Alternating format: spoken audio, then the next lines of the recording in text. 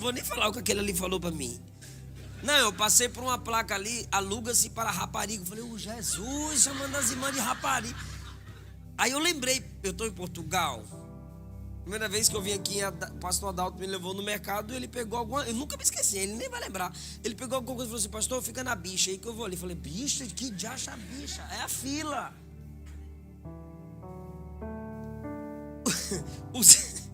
Se eu falar isso em Goiânia, eu vou dizer, varão. Lá ele. Olá, paz do Senhor Jesus, aqui é Edson Borges que vos fala. E eu sei que você está desejoso de já ver esse próximo vídeo aqui no nosso canal. Mas antes dele começar, já peço que você colabore deixando seu like e compartilhando esse vídeo com mais alguém, para que mais pessoas assim possam ser alcançadas e abençoadas. 1000 almas. Sobraram quantos lá atrás? 120. E agora tem quase 3.000 no primeiro culto.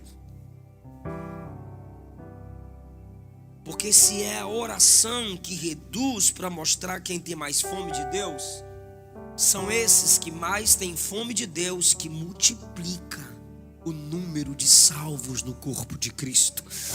Eles não conseguem manter dentro deles a palavra que a eles foi confiada. Se você orar, o que estiver dentro de você explode.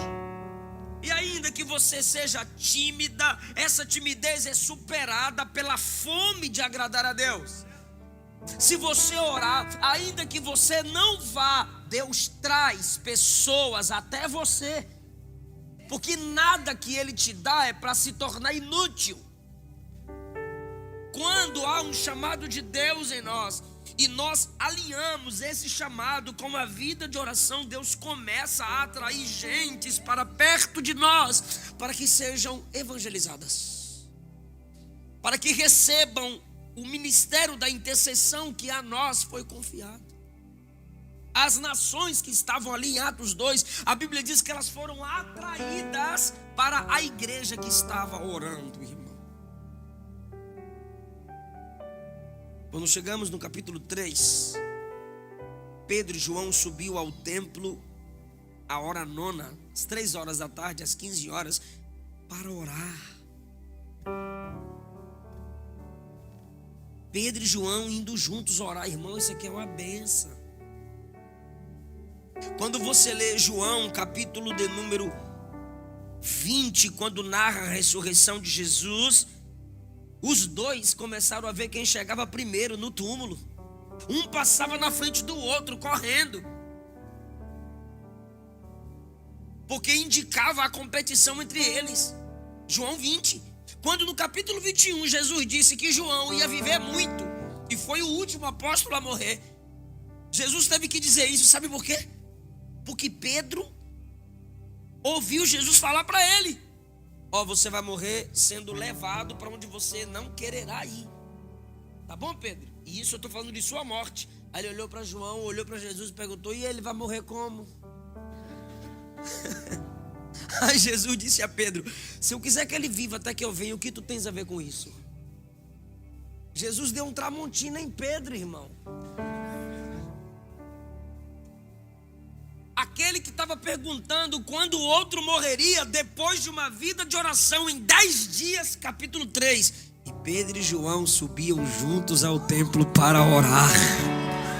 Se tem uma coisa que destrói dissensões e disputas em nosso meio, é a oração. Nós somos em 5 irmãos, eu e meus irmãos, e ainda tem a Késia, a dondoca da mamãe. E quando a gente brigava, minha mãe colocava tudo de joelho para orar um pelo outro. Eu preferia do que apanhar. Os meninos preferiam apanhar. Não, para ficar de joelho. Como eu já gostava de orar, de joelho eu ficava rindo da cara deles. Era. Jesus coloca os dois agora unidos em oração. E na porta do templo tem um coxo que pede esmola. Vocês sabem. Pedro diz a ele: olha para nós, versículo 4. E o coxo olhava atentamente, esperando receber. E Pedro disse: não possuo prata nem ouro, mas o que tenho, isso te dou. Em nome de Jesus o Nazareno, anda. Pedro estendeu a mão e levantou o camarada. Esse mesmo Pedro, que em João 18 estendeu a mão, pegou a espada, e eu duvido que ele mirou na orelha. Ele só meteu a espada. Ele pega a espada e, para defender Jesus, tenta ferir o camarada, o servo do sumo sacerdote. O servo do sumo sacerdote tenta se esquivar e vai na orelha. Por quê? Porque na hora que Jesus estava orando, Pedrão estava dormindo. Quantas vezes? 3 vezes que Jesus foi e voltou. Pedro dormia, Jesus dizia: vai orar não. Vou, Senhor, vou, agora eu sou crente. E toda vez ele estava dormindo. Quem não ora só serve para ferir.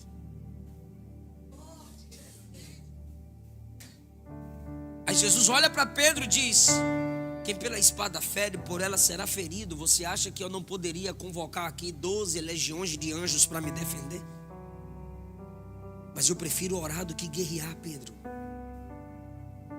Jesus pega a orelha do camarada e devolve. Esse mesmo Pedro, que quando não orou, estendeu a mão para ferir, agora debaixo da oração, estende a mão para curar. A oração te transforma para transformar outros. Se você orar mais, minha irmã, haverá menos mágoa dentro de você e mais vida. Se você orar mais, meu irmão, haverá menos ódio, rancor e vingança dentro de você e mais vida. Se você orar mais, moça, moço de Deus, tu deixarás de ser um servo de Deus que não serve ninguém. Você sarará vidas se você se mantiver em oração, porque quanto mais perto de Deus, mais perto de gente. E quanto mais perto de gente, mais de Deus você precisa. E Pedro agora cura alguém e estende a mão. Não foi só o nome de Jesus, é uma disposição nele para ajudar o outro. Por quê? Ele diz: em nome de Jesus anda, mas o camarada não anda. Ele sente o impulso pelo Cristo que ele serve, e ele puxa o camarada pela mão. E quando ele puxa o coxo pela mão, o coxo começa a pular e a saltar.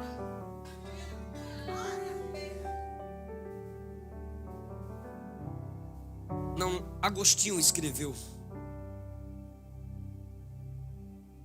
Pedro dizia: não tenho prata nem ouro, mas tinha o nome de Jesus. Muitas igrejas podem dizer: tenho prata e ouro, mas não tem o nome de Jesus. Mas ainda tem igreja que pode dizer: temos prata, temos ouro e temos o nome de Jesus. E tem igreja que pode dizer: não tenho prata, não tenho ouro, mas eu tenho o nome de Jesus.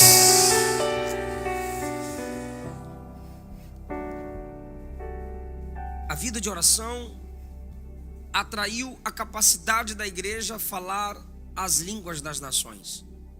A vida de oração transformou Pedro em alguém que fere para alguém que sara.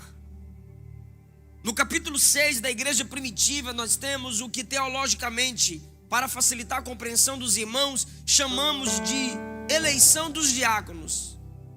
Havia um problema, porque a igreja se multiplica no versículo 1, e os helenistas falam contra os hebreus. Quem são os helenistas? Aqueles de fala grega. São judeus de fala grega. E os hebreus são aqueles que só falavam a língua judaica. E como estava tendo esse problema de comunicação, por exemplo, deixa eu ver a pergunta que o pastor me fez hoje. Eu quase dava um problema de comunicação. Porque ele perguntou para mim: pastor, já bebeu café? Em Goiânia tomou café. Comeu alguma coisa, bebeu café. O que o senhor falou ontem? É ali que eu vivo. Eu falei: é ali que eu vivo. Eu falei: ele está vendo a presença de Jesus. Eu falei: o senhor disse o quê? É ali que eu vivo. Eu falei: não é onde o senhor mora. Conseguiu entender o que aconteceu no capítulo 6, versículo 1? Eles têm a linguagem judaica, mas os helenistas falam grego. Eles têm uma mistura de comunicação. O pastor fala o português do Brasil e de Portugal. Eu só falo de Goiás. Tamo junto? Não, você tá melhor que eu. Você fala daqui também. Aí, tem um monte de coisa aqui. Não vou nem falar o que aquele ali falou pra mim. Não, eu passei por uma placa ali. Aluga-se para rapariga. Eu falei, Jesus, chamando as irmãs de rapariga. Aí eu lembrei, eu tô em Portugal. Primeira vez que eu vim aqui, o pastor Adalto me levou no mercado, ele pegou alguma... Eu nunca me esqueci, ele nem vai lembrar. Ele pegou alguma coisa e falou assim, pastor, fica na bicha aí que eu vou ali. Eu falei, bicha? Que diacho a bicha? É a fila.